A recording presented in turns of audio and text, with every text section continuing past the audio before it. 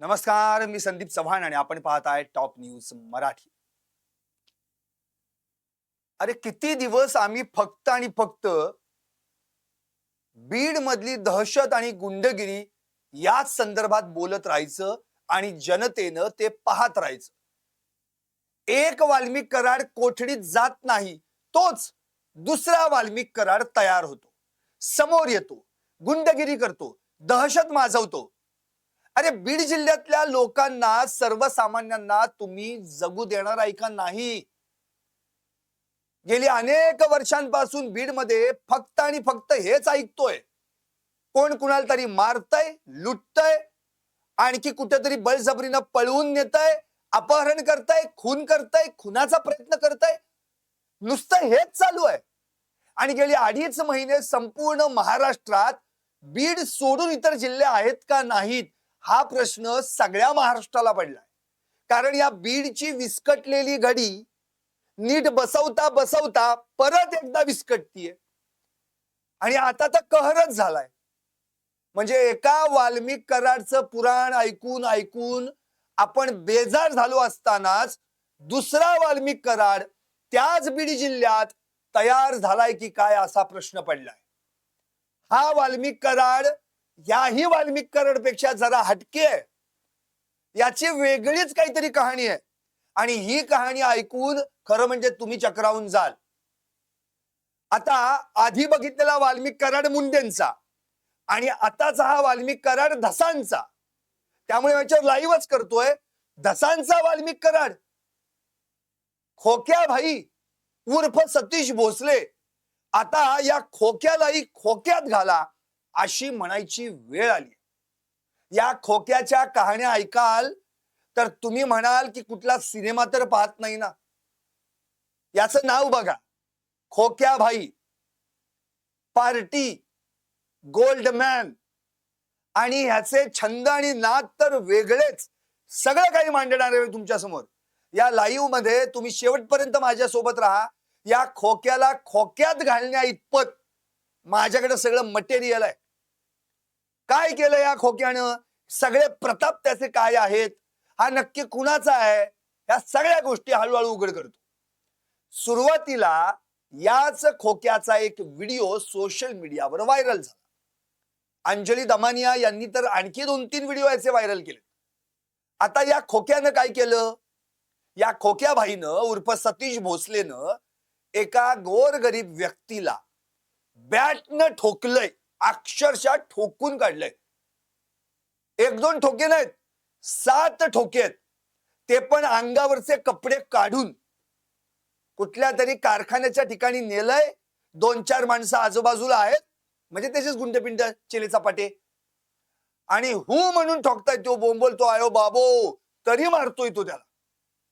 आता हा video viral झाल्या झाल्या विधानसभेच्या पायऱ्यांवर सुरेश धस दिसले आणि सगळे कॅमेरे त्यांच्याकडे गेले.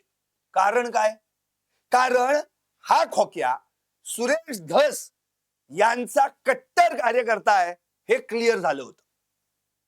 आता सुरेश धस यांनी पण हे नाकारलंच नाही. मुंडेंसारखंच वाल्मिक कराड माझा निकटवर्ती आहे, तसं सुरेश धस यांनी पण सांगितलं, हो तो माझा कट्टर कार्यकर्ता आहे. आता झालं असं, 1.5 वर्षापूर्वी त्यांनी जे काही केलंय ना ते एका मुलीच्या छेडछाडीतून झालंय म्हणून त्यांनी ते मारलंय. कुठंतरी माझ्या जिल्ह्यात नाही, बुलढाण्याच्या जिल्ह्यात तिकडे काहीतरी घडलंय आणि त्यावेळी काही फिर्याद दाखल झाली नाही. तर ठीक आहे, 1.5 वर्ष झालेत. जर कोणी त्यातलं आलं फिर्याद दाखल करायला तर मी सांगून ठेवले पोलीस स्टेशनला कारवाई करा. आता पत्रकारांनी लगेच सुरेश धस यांना विचारलं की तो तर तुम्हाला बॉस म्हणतो, मोठमोठ्या गाड्यांच्या रॅल्या काढतो, तुमचा फोटो फलक असलेला हातात, त्याच्या खाली लिहिलं असतं बॉस, माझा बॉस, माझा विठ्ठल. मग लगेच सुरेश धस म्हणाले, नाही ठीक आहे, तो मला त्याचा बॉस म्हणतो. आता त्याचाच बॉस सांगतोय ना की कोण आलं तर फिर्याद दाखल करा, कारवाई करा. झालं, सुरेश धसांचं बोलणं संपलं. सुरेश धस गेले. थोड्या वेळात या पट्ट्याची एक क्लिप बाहेर आली. मी काय उद्योग केलाय त्याची. आता पहिल्यांदा त्यांनी बॅटनं कसं ठोकलंय, एका गरीब माणसाला कसं अमानुष मारलंय ना, हे पहिल्यांदा पाहू. अर्थात ते ब्लर आहे, तुम्हाला नीट पाहता येणार नाही, पण ते त्याचा नेमका उलगडा कुठं झालं, कुणाला मारलं, का मारलं, त्याच्या पण 2 कहाण्या आहेत. ते पण मी तुम्हाला समजून सांगणार आहे. पहिल्यांदा पाहूयात या खोक्यानं बॅटनं एका गोरगरीब माणसाला कसं मारलं.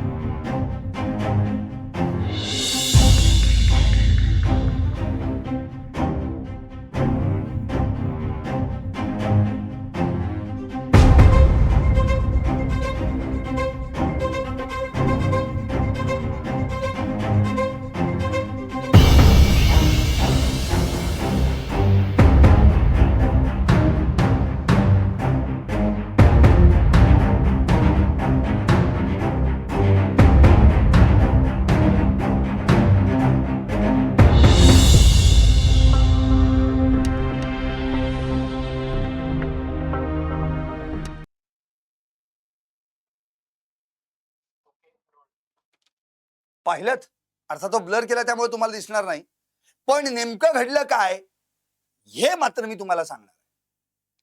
या संपूर्ण प्रकरणामध्ये जे काही घडलंय ते जर पाहिलं आपण तर ही व्यक्ती जी आहे, ही व्यक्ती बीड जिल्ह्यातल्या शिरूर कासार इथल्या आनंद गाव या ठिकाणची आहे. या आनंद गाव जवळील रस्त्याकडेला याचं बिचाराचं एक झोपड आहे. हा ऊसतोड कामगार आहे.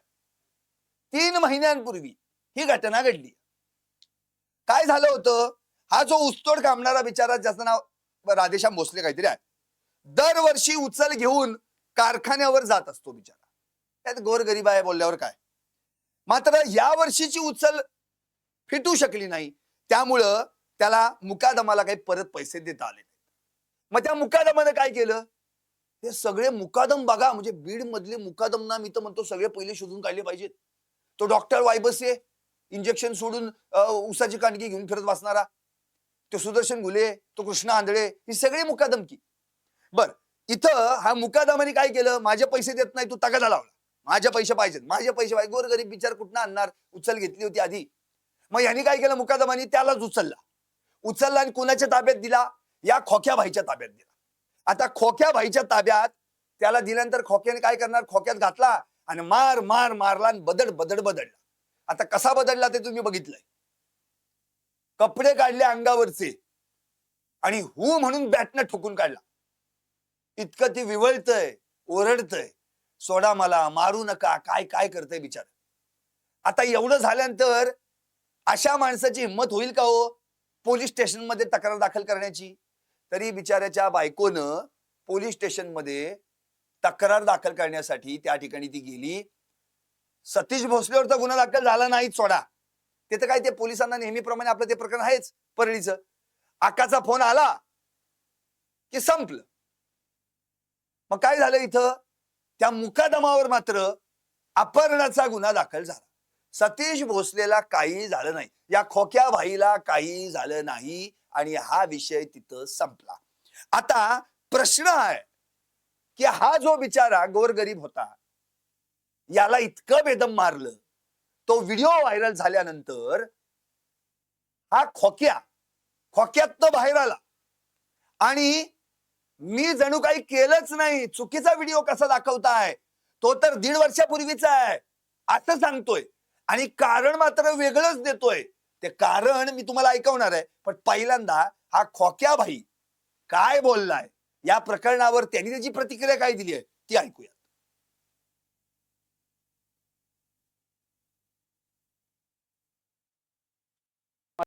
एक व्हिडिओ माझा आता व्हायरल झाला. बाकीचे माझे कोरोना काळामधले, वाढदिवसाचे माझे जे सामाजिक कार्य केलेले व्हिडिओ ते का दाखवत नाहीत. आणि हा जो व्हिडिओ दाखवताय तुम्ही की 22 गावाचा आहे, याचा आहे, त्याचा आहे, हा सगळा चुकीचा आहे. हा कुठला व्हिडिओ आहे, कोण माणूस आहे, हा व्हिडिओ केव्हाचा आहे, याची खरी सत्यता पहा आणि मग ह्याच्यावर कमेंट किंवा याला ट्रायल करा. हा कुठतरी कोणतरी विषय दाबायचा आहे आणि कोणत्याही विषयात कोणतरी काहीतरी कालवायचं आहे, ह्या हिशोबाने हे चाललंय. एवढीच माझी विनंती आहे तुम्हाला. जरी मी त्याला मारला असेल तर मी 100% चुकलो, मी माफी मागतो. पण याच्या मागलं कारण असं आहे की जर एखाद्याच्या आई बहिणी छेड काढली आणि जर ते समोर बघत असत डोळ्यांनी आणि मी काय करत नसेल किंवा तुम्ही काय करत नसता, तर 100% गुन्हा करणाऱ्यापेक्षा गुन्हा पाहणारा हा नक्कीच गुन्हेगार मोठा असतो. एवढा देखील मी थोडा अभ्यास केलेला आहे.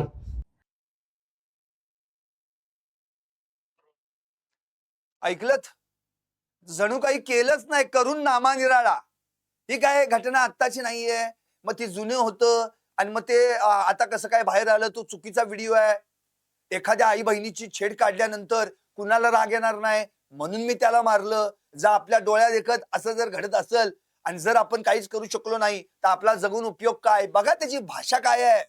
आणि एवढं सगळं झाल्यानंतर परत पट्ट्या काय सांगतोय, माझ्या मित्राच्या कुटुंबातील एका महिलेची छेड काढली म्हणून मी त्याला मारलं. आता प्रश्न आहे, त्यांनी काय सांगितलं आणखी माहितीये? तो काय म्हणाला की माझ्या मित्राची आणि 10 लाख रुपयांची फसवणूक केली. अहो त्याला ज्या मारतायत ना, त्याच्या अंगावर कपड्याने त्याला बॅटने ठोकतायत, ते राहतंय झोपडीत आणि 10 लाखाची फसवणूक ते कसं काय करेल? ते तर ऊसतोड कामगार, उचल देता येत नाही ह्याला. गोर गरीब झोपडीत, ज्याच्या झोपडीत दिवा पण नसल, अशा माणसाने 10 लाखाची फसवणूक केली याच्या मित्राची. बर, फसवणूक केली आणि तो त्या मित्राला भेटायला घरी गेला आणि त्यावेळी त्यांनी कुटुंबातील मित्राच्या कुटुंबातील एका महिलेची छेड काढली म्हणून त्याला मारला, असा हा पट्ट्या सांगतोय. तरी देखील मी माफी मागतो, 100% चुकलो. अरे, मला एक प्रश्नच पडलाय, तुम्ही कोण कायद्याचे ठेकेदार आहे का? जर त्यांनी मारलं होतं तर तुम्ही त्याला पोलीस स्टेशनला न्यायला पाहिजे होतं. मला पोलीस स्टेशनला जायला वेळ नाही मिळाला म्हणतोय आणि त्याला अर्धच मारताना तेवढा वेळ होता. बर, ज्या मित्राच्या कुटुंबातल्या महिलेची छेडछाड काढली असं म्हटलं जातंय, मग त्यांच्या कुटुंबातल्या लोकांनी पोलीस स्टेशनला जाऊन या संदर्भात फिर्याद का दाखल केली नाही? जर छेडछाड केली होती तर फिर्याद दाखल करायला पाहिजे होती. पोलिसांनी ती फिर्याद दाखल करून घेतली असती, त्याला ताब्यात घेतला असता, कारवाई झाली असती, गुन्हा दाखल झाला असता, पुढे अटक झाली असती. याचा अर्थ त्या कुटुंबातलं पण कोण पुढे आलं नाही आणि हा खोक्या बाई पण पोलीस स्टेशनला गेला नाही आणि यांचं ठरलंच होतं. हा जो सगळा सांगतोय यांनी काय बेबनाव केलाय तो सगळा खोटा प्रकार आहे. खरा प्रकार हाच आहे. झोपडीतलं बिचारं हे गरीब, ज्याला उचल परत फेडता आली नाही म्हणून त्या मुकादमाने याला उचललं आणि त्या खोक्या बाईच्या खोक्यात नेऊन टाकलं आणि मग त्यानं त्याला कारखान्यावर नेलं आणि बदडलं. ते पण बॅट नवं, कसं मारलंय ना, अक्षरशः पायावर, पायाच्या म्हणजे तळपायावर ठोके टाकत होता बॅटनं. अक्षरशः एक जण धरतोय, एक जण ठोके टाकतोय, दुसरा लाताबुक्क्यांनी मारतोय, अशी परिस्थिती. आता या खोक्यातल्या खोक्याचा हा एक कारनामा आहे का? नाही. अहो याच्यावर बरेच गुन्हे दाखल आहेत. अहिल्यानगर ह्याचा काय संबंध? हा राहतो कुठं? बीड मध्ये. तिथं पण हे पोलीस ठाण्यात ह्याच्यावर गुन्हा दाखल आहे. आणखी काय बरीच जंत्रे माझ्याकडे. अमळनेर मध्ये गुन्हा दाखल, शिरूर मध्ये गुन्हा दाखल. बर, हे गुन्हे कसले आहेत? अहिल्यानगर मधल्या शेवगावात गुन्हा दाखल. गुन्हे काय माहितीये? हत्या करण्याचा प्रयत्न, मारहाण, कौटुंबिक संपत्ती बळकावणे, फसवणूक, खोट्या कागदपत्रांचा वापर, शासकीय कर्मचाऱ्यांना धमकी देणं, खोटी साक्ष किंवा खोटे पुरावे सादर करणं आणि शिवाय ही मुकादमांना मदत करणं वेगळीच. म्हणजे हा माणूस किती लबाड आहे, याला याचा राजकीय वरदस्त कोण आहे क्लिअरच झालेला आहे. कारण की स्वतःच धस म्हणतायत, हो तो माझा कट्टर कार्यकर्ता आहे आणि तोच म्हणतोय सुरेश धस माझे विठ्ठल, सुरेश धस माझा बॉस. म्हणजे इथं पण मिली भगत, मुंडे वाल्मिक कराड, धनंजय मुंडे वाल्मिक कराड, सुरेश धस आणि खोक्या भाई. वेगळं काय आहे? म्हणजे बीड मधल्या माणसांनी जगायचं का नाही? रोज एक नवीन तालुका. केस तालुका झाला, संतोष देशमुखांना हाल हाल करून मारलं या वाल्मिक कराडनं आणि इकडं हा सुरेश धस, याची पण सगळी पिलावळ, यांची पण पिलावळ त्या शिरूर तालुक्यामध्ये अक्षरशः थैमान घालत बसलेली आहे. याचे एक एक कारनामे मी सांगेन ना, ऐकून तुम्ही म्हणाला अरे बापरे किती पोचलेत गुंड या राजकारण्यांनी. मला वेळ मिळाला तर संध्याकाळी मी याच्यावर लाईव्ह करणार आहे, स्पेशल लाईव्ह करणार आहे. आपण जरूर भेटू संध्याकाळी. आपण प्रश्न हा आहे की या सगळ्या याच्यात प्रत्येक जण आपला कोणतरी कराड जपून ठेवलाय प्रत्येकाने. अहो उद्या ह्याला जर आत्ताच नाही खोक्यात घातला नाही या खोक्याला, तर नवीन कराड तयार व्हायचा. एक कराड त्याच्या कारनामे ऐकून त्याला कोठडीत टाकला, आता फार फासावर जायची वेळ आली त्याला, की लगेच दुसरा कराड पुढे आला. असे किती कराड या बीडमध्ये लपलेत, दडलेत, दडवलेत, काहीच माहित नाही. आता त्याचा दुसरा कारनामा सांगतो, तो एकदमच भयानक. म्हणजे तो ऐकूनच काय म्हणजे काय करायचा प्रश्न पडेल. प्रश्न आहे म्हणजे बघा, म्हणजे मी तुम्हाला सांगतो, या शिरूर कासारमध्ये बावी नावाचं एक गाव आहे. शिरूर कासार बावी नावाचं गाव आहे. या बावी नावाच्या गावामध्ये दीपक ढाकणे आणि त्यांचा मुलगा हे आपल्या बापलेक शेती वगैरे काय आपलं करतात. याचा नाद काय माहितीये तुम्हाला? या खोक्याचा नाद काय आहे? याला हरणाची शिकार करायचा लय नाद. जाईल तिथं वाघरं लावून फिरतंय.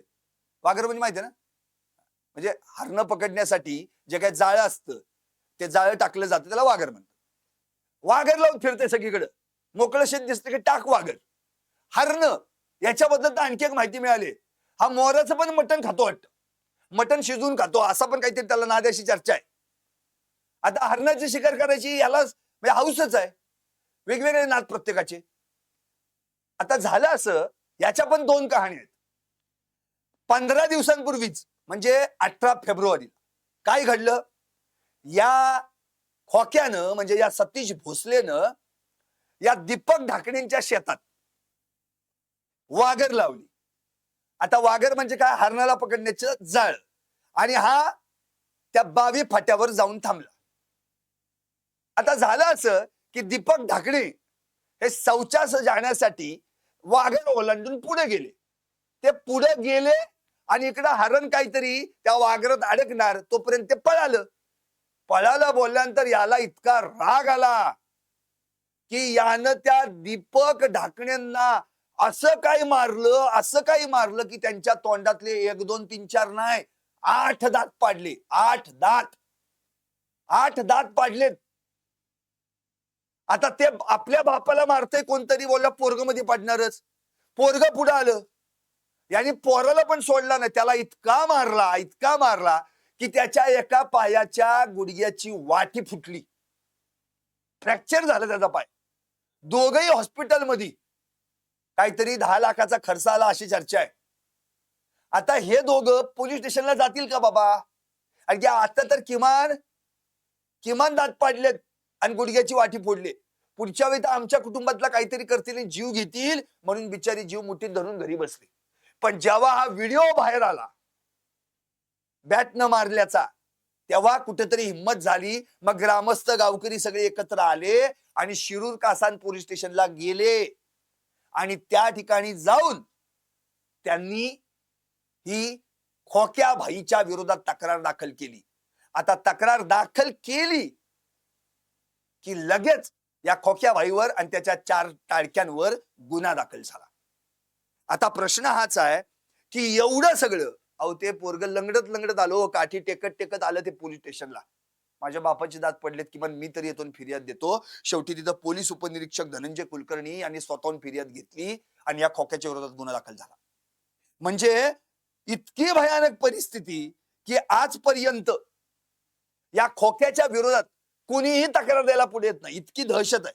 आता याच प्रकरणात दुसरं काय सांगितलं जातंय, दुसरी कहाणी की शेत ढाकण्याचं तिथं जाया लावल्या आणि हरणाची शिकार करताना कुणीतरी आडवं आलं की त्याला आडवं करणं याचं काम आहे. आता आपल्या शेतात वाघर लावले, जर हरण सापडलं तर उद्या दोष आपल्यावर यायचा. म्हणून त्यांनी त्याचा व्हिडिओ केला. हे त्यांनी बघितलं, मोबाईल पण हिसकून घेतला आणि पुढे दात पण पाडले आणि त्याच्या गुडघ्याची वाटी पण फोडली त्याच्या पोराच्या. मग आता जे काही खरं खोटं आहे ते पोलीस करतील, फिर्यादीत नमूद होईलच. पण या खोक्यावर आतापर्यंत कुठल्याही पोलीस ठाण्यात गुन्हे दाखल जरी असले तरी एक फोन फिरला की विषय खलास. परत त्या खोक्याला अटक होत नाही किंवा त्याला काही खोक्यात घालत नाही. आता या खोक्याचं नेमकं काय आहे, तिथलं स्थान, याच्यावर पण चर्चा करू. ते ऐकून सुद्धा तुम्ही व्हाल बेहाल अशी परिस्थिती आहे.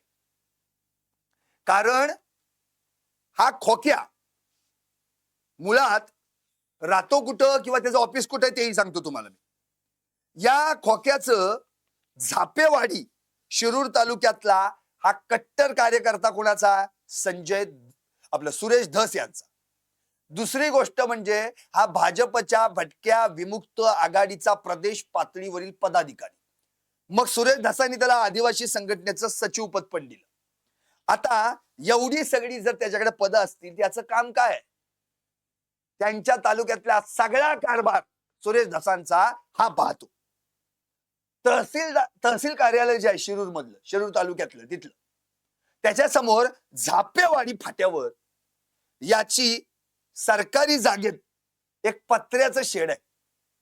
पत्र्याचं शेड साधं, पण ते पत्र्याचं शेड वरनं साधं दिसतंय, आत एसी लावून लक्झरियस रूम आहे. ती लक्झरियस रूम आहे, सगळ्या सोयी आहेत त्यात. आणि रोज त्या पत्र्याच्या शेड समोर 10-15 गाड्या पार्क झालेल्या असतात. काहीच नाही दुसरं, 10-15 गाड्या कायम पार्क त्यासमोर.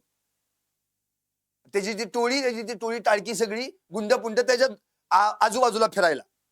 आणि सगळ्यात महत्वाचं म्हणजे या खोक्याचा नाद काय माहितीये? प्रत्येक चौकात गाडी बदलतो असं म्हटलं जातं याच्याबद्दल. म्हणजे स्कॉर्पिओ मधनं उतरायचं, एक चौक पास केला की स्कॉर्पिओ मध्ये उतरवलं इंडिओर मध्ये बसायचं, पुढचा चौक पास केला की तिसरी गाडी. याला हॉर्न मारण्याचा नाद, खोक्याचा नाद, आणखी या सगळ्या गाड्यांचा नाद, गुंडगिरीचा नाद. आणि मग अशा सगळ्या गाड्या गोळा करायच्या, गाड्या सगळी टाळकी भरायची आणि अख्ख्या गावात त्या तालुक्यात गाड्या घेऊन बोंबलत फिरायचं आणि माझी किती दहशत आहे दाखवायचं. आणि त्यात हातात फलक कोणाचे? बॉस सुरेश धस. तुम्ही आता फोटो बघताय स्क्रीनवर, सुरेश धसांनी खांद्यावर हात टाकलाय, कुठं कुठं काय काय केलंय, काय कशी बसलेत सगळे, कसे त्याचे फोटो आहेत. गळ्यात तर बोलायलाच नको, सोनच सोनं, हातात सोनं. त्या बॅटनं मारताना एकाला मगाशी आपण बघितलं, हातात पण त्याच्या सोनं, गळ्यात सोनं त्याच्या. अहो एवढा पैसा याच्याकडे आला कुठून? करतो काय हा? याचा उद्योग काय नेमका? ज्यांनी उचल घेतलीये मुकादमाकडून, ती परतफेड नाही झाली की मुकादमानी त्या उचल घेतणाऱ्याला उचलून आपल्या ताब्यात द्यायचा आणि त्याला बदलून त्याच्याकडनं पैसे घ्यायचे. आता जेवढे काय पैसे मिळतील, 10,000 20,000 काय असतील, अर्धे त्या मुकादमाला द्यायचे आणि अर्धे या खोक्यानं आपल्या खोक्यात टाकायचे. ही दहशत अख्ख्या शिरूर तालुक्यात आहे तिथं. आणि अशा खोक्याचं इतके वर्ष झालं. तो काय म्हणतोय 1.5 वर्षापूर्वीची फिर्याद. मग बाबा तुझी फिर्याद का नाही नोंदवून घेतली रे? 1.5 वर्षापूर्वी तू त्याला मारलं म्हणतोय, मग फिर्याद का नाही नोंदवून घेतली? तुझ्या विरोधात कोण फिर्याद दाखल करणार? तुझा आका आहेच ना, तुझा पाठीराखा. त्यामुळेच हे सगळं असलं भयानक चित्र आहे त्या बीडमध्ये की कोण कुणाला पाठी घालतय आणि कोण काय तिथं कोण कुणाला पोचतय. हे राजकीय सगळे राजकारणी नेते आपल्या निवडणुकांसाठी फक्त गुंडपुंडांना पोचतात. दारू, मटण, बियरच्या बाटल्यांना पाजायच्या, घंच्या घशात घालायच्या, यांना 2 हाडकन फळक पाणी द्यायचं, निवडणुकीपुरतं वापरायचं आणि मग इतर वेळी यांनी काही उद्योग केली तरी फोन करून सोडवत बसायचं. ते बापले गेले होते हो, अहो रक्तबंबाळ अवस्थेमध्ये पोलीस अधीक्षकांकडे गेले होते, पण तिथं कार्यालय कोण एपीआय होता आणि त्यांनी तक्रार पण घेतली. पहिली त्याच्यावर पण तक्रार दाखल व्हायला पाहिजे, गुन्हा दाखल व्हायला पाहिजे. त्यांना सांगितलं आधी तुम्ही रुग्णालयात जावा, उपचार घ्या. उपचार घेतल्यानंतर बाबा परत आलाच नाही का, कसा येईल? दहशतच इतकी आहे ना, जगायचं कसं त्यांनी? आता हा जो खोक्या आहे, अंगावर सोनं, हातात सोनं, गळ्यात चैनी, सगळीकडे रुबाबात फिरतंय, इंडीवर काय, स्कॉर्पिओ काय, काय काय गाड्या त्याचा एक व्हिडिओ तुम्ही बघाल ना, तर एवढा पैसा याच्याकडे आला कुठून? मोजता येणार नाही एवढा पैसा याच्याकडे. सुरेश धसचा कट्टर कार्यकर्ता म्हणतो हा.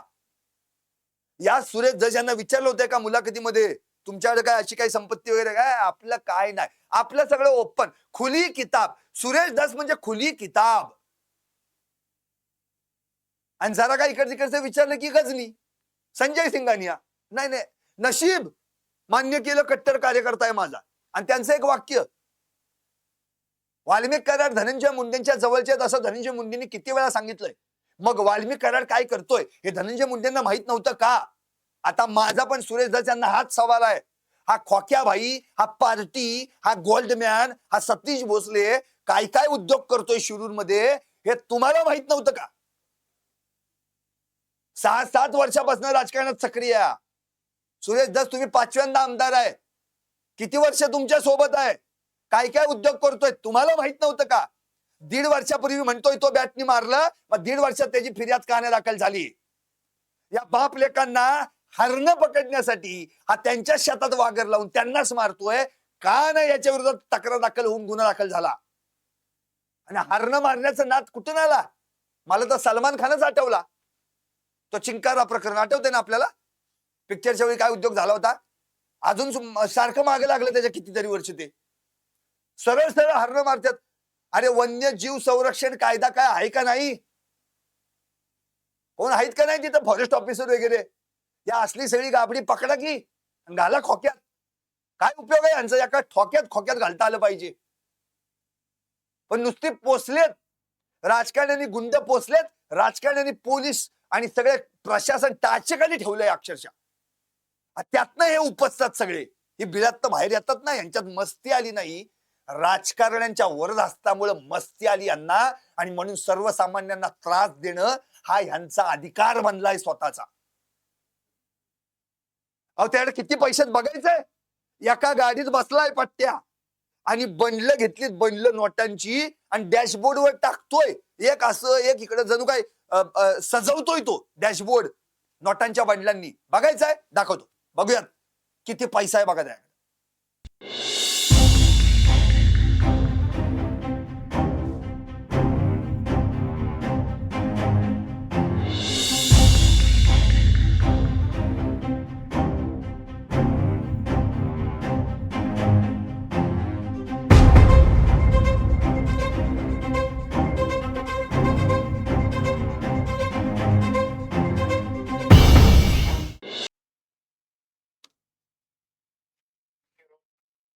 बघितलं? इतका पैसा, इतक्या नोटांची बंडलं. अहो ह्याच्याकडे आली कुठून? हा कुणाचा पैसा आहे? यांनी कुठून पैसा कमवला? हरणांच्या शिकारी करून का मोर शिजवून? अहो असले हे सगळे गुंड पुंड पाळलेत ना, याच्यामुळे सर्वसामान्यांना त्रास होतो. संतोष देशमुखांचा हकनाक जीव याच पैशाच्या पायी गेला. लाजा वाटल्या पाहिजे त्या राजकारण्यांना की ज्यांनी असले गुंड पोचलेत, त्यात यांचा पण सहभाग. अरे खंडणी मिळवण्यासाठी, खंडणी म्हणजे तरी काय हो? पैसाच ना. काय शब्द असतात त्यांचे? 2 कोटी द्या, 4 कोटी द्या, नाहीतर काम बंद करा, हातपाय तोडू आणि तुला जीवन सोडणार नाही. अरे आधीच एकतर महाराष्ट्र संतोष देशमुख यांच्या क्रूर हत्येचे फोटो बघून त्यातनं सावरला नाही अजून. त्या धक्क्याखाली आहे आम्ही. लाईव्ह घेता येईना आम्हाला, अशी परिस्थिती झाली. प्रसार माध्यमातले पत्रकार मंडळी पण अरे रोज काय रे बाबा नवीन करून, अक्षरशः काय करावा तसा प्रश्न पडलाय. रात्री झोपेत पण तेच, सकाळी उठल्यावर पण तेच, कामावर पण तेच. एक वाल्मिक करार घातला कोठडी की दुसरा आलाच पुढं. पैसा, लोभ, संपत्ती, अरे किती घालणार घशात गोरगरिबांची लुटून? आणि कुठे ठेवणार आहे तुम्ही एवढं सगळे?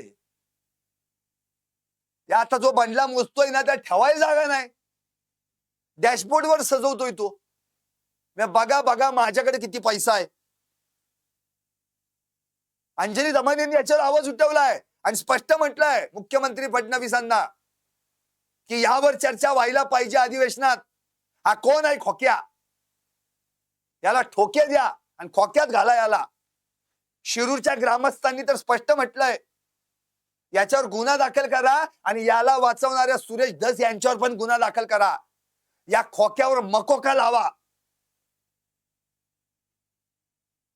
एवढ्या वाईट पद्धतीने मारतात. अरे दात पाडतो 8, गुडघ्याची वाटी फोडता तुम्ही. आज तिकडे संतोष देशमुखांना कसं मारलं बघून अक्षरशः डोळ्यात पाणी आलं. अस्वस्थ झालं मन. काल एकानं परवा एकानं आत्महत्या केली हो, नुसते फोटो बघून. त्यांनी तर बिचाऱ्यांनी सोसलंय. कसा जीव गेला असेल त्याचा. ते पोरग लंगडत येतंय आणि त्या ठिकाणी पोलीस स्टेशनला जाऊन तक्रार दाखल करतंय काही ग्रामस्थांच्या मदतीनं. अरे कुठून आली मस्ती? या खोक्या भाई आणि हे सगळे काय आहेत ते, यांची मस्ती जिरवता आली पाहिजे. म्हणून प्रश्न हाच पडलाय. बोललेत त्या अंजली दमाने, नाहीतर उद्यापासनं सरळ तिथं विधानसभेच्या पायऱ्यांवर येऊन किंवा समोर येऊन तिथं ठिय्या आंदोलन करणार, हे सगळे फोटो घेऊन. जनतेने पेटून उठलं पाहिजे. आता या सगळ्या दरम्यान खोक्याबाईचा आणखी एक त्याच्या बॉस सोबतचा संभाषणाचा व्हिडिओ पण व्हायरल झालाय. तो ऐकवतो तुम्हाला.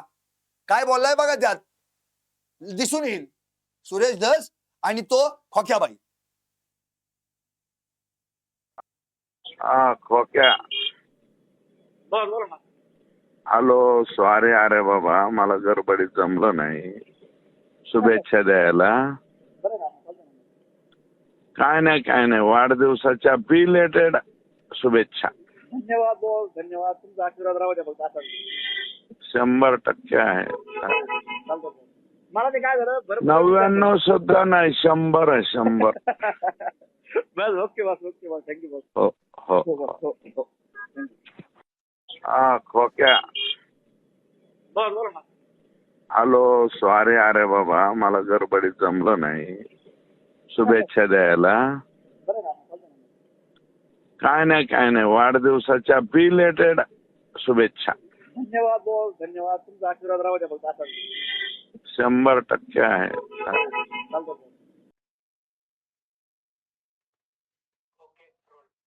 ऐकलत? भाईदा बर्थडे.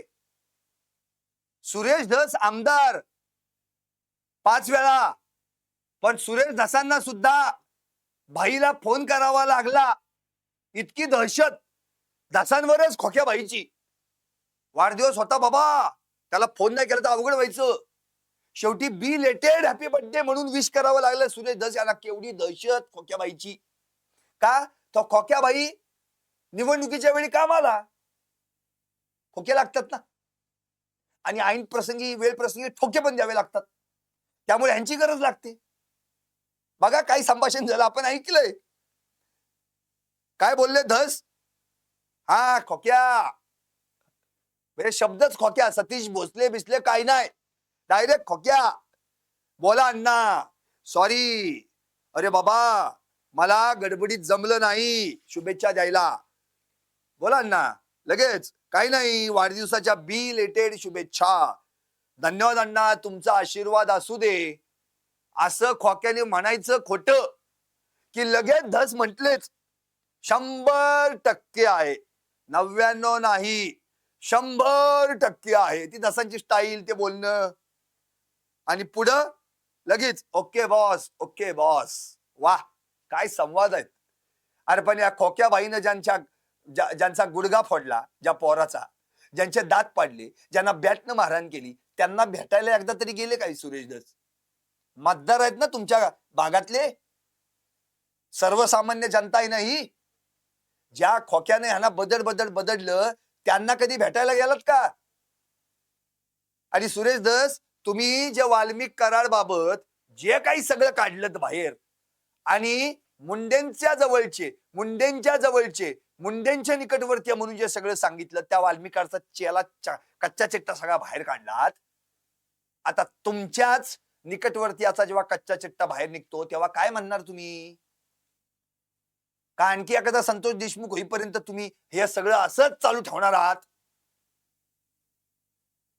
अहो, यालाच म्हणतात दुसऱ्याचं बघायचं वाकून, स्वतः ठेवायचं झाकुनाची परिस्थिती. दुसऱ्यांवर तुम्ही बोट करता तेव्हा बाकीची बोट आपल्या स्वतःकडे असतात, हे का विसरलात तुम्ही? तुमच्याबद्दल पण बरंच काय काय बोललं जातं, पण संतोष देशमुख प्रकरणात न्याय मिळवून देण्यासाठी तुम्ही जो पुढाकार घेतलात ना, म्हणून तुमचे सगळे दोष झाकून ठेवले लोकांनी. ते ठेवा बाजूला. पहिले संतोष देशमुखांना न्याय मिळवणं अत्यंत गरजेचं आहे, न्याय मिळवून देणं गरजेचं आहे. आणि त्यातली चेन होतात तुम्ही, साखळी होतात, सरकारशी संवाद साधत होतात, म्हणून तुम्हाला कुणी बोललं नाही. पण आज तर तुम्ही हद्दच केली. या असल्या खोक्या बिक्यांना, या खोक्यालाच पहिले खोक्यात घाला, हे तुम्ही सरकारला सांगितलं पाहिजे. नुसती कारवाई बिरवाई करून नाही, याचे सगळे आधीचे गुन्हे काढा. याला असाच पोसला तर भविष्यात हा वाल्मिक कराड व्हायचा आणि त्याच्या परत टोळ्या पुढे निर्माण व्हायच्या. एकटा हा पण त्या ऊस तोडणीशी संबंधित आहे, याला पण गाड्या फिरवायचा नाद आहे, याला पण भलतेच नाद आहेत.